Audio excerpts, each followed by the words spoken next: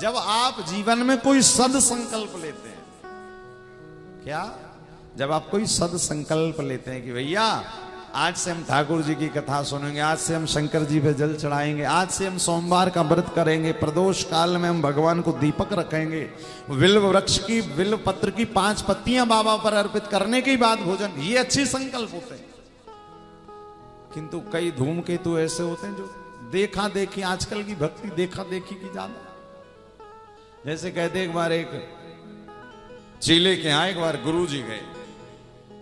अब गुरु जी गए थे जेठ के महीना में, जेठ मतलब समझते हैं ना, गर्मी में, अरे बहुत दोपहरी, बहुत तेज धूप।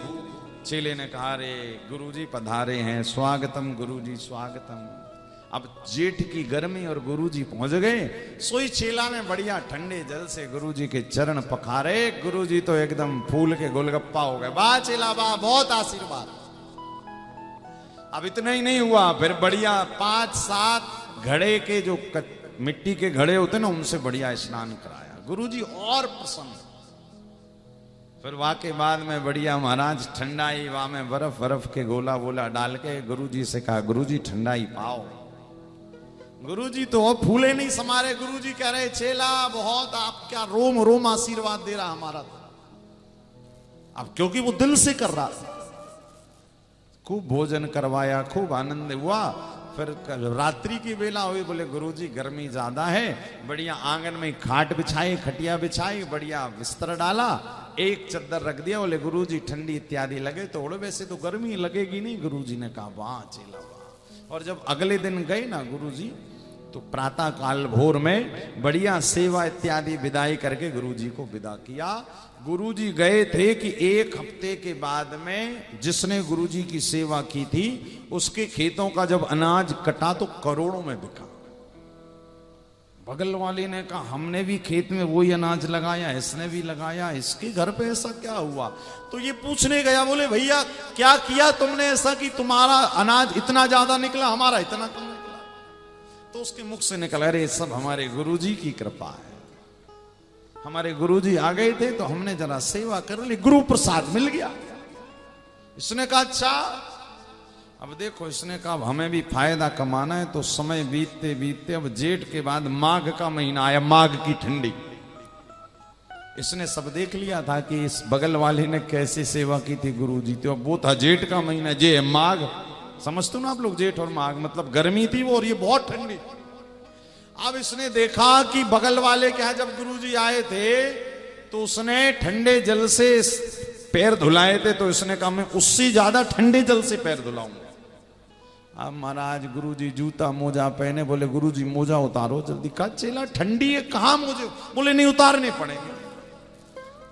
गुरुजी ने मोजा उतारे, क्या करने वाले, एकदम ठंडा पानी लाए और गुरुजी के चरण धोने लगा। अरे राम चेला, गुरुजी कह रहे चेला आज तो मार दिया तुमने। बोले ऐसा नहीं, ये बोलो आशीर्वाद आशीर्वाद। कहते हैं 5-7 घड़े से बगल वाले ने कराए थे, इसने 11-12 घड़े कच्चे घड़े मिट्टी के, और कहा हर हर महादेव गुरुजी के ऊपर डाले। गुरुजी महाराज निमोनिया तो रात ही में हो गया था। सुबह जब गए, अब इसने जबरदस्ती का आशीर्वाद तो निकलवा लिया। मन से कहकर गए थे गुरुजी चेला तुमने हमें बीमार किया है, हम तो नहीं किंतु भगवान देख रहे हैं, इसका दंड तुम्हें जरूर देंगे। और महाराज 1 सप्ताह बाद चेले का और भी ज्यादा घाटा हो गया। चेले ने बगल वाले से कहा हमारे गुरुजी तो कृपा करके नहीं गए। बोले नहीं, हमारे गुरुजी ने तो बड़ी कृपा। इसी कारण भैया कली काल की देखा देखी वाली भक्ति है। क्या शास्त्र कह रहे हैं? भक्ति तो भैया दर्शन का विषय है, भक्ति तो मन का विषय है। कुछ भी ना मिले तो महादेव को तुरीय देव केवलम कहा गया। तो ऐसी एक कथा आती है भगवान शिव की, जिसका नाम है गुण निधि। गुण तो एक भी नहीं था, किंतु उसके बाद भी नाम था गुण निधि। ब्राह्मण कुल में पैदा हुआ।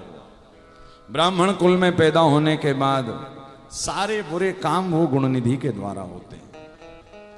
कहते हैं गुण निधि लगातार पंडित जी के यहाँ पर जन्म लिया, पंडित जी खूब पूजन पाठ करें, खूब दक्षिणा लावें और सारी की सारी दक्षिणा पत्नी को दे दे, पत्नी चोरी से बेटे को दे दे। जीवन में याद रखिएगा, बेटों को जब तक पुत्र हो चाहे पुत्री हो, जब तक उनसे तपस्या ना करवा लो तब तक फ्री में कुछ भी नहीं देना चाहिए।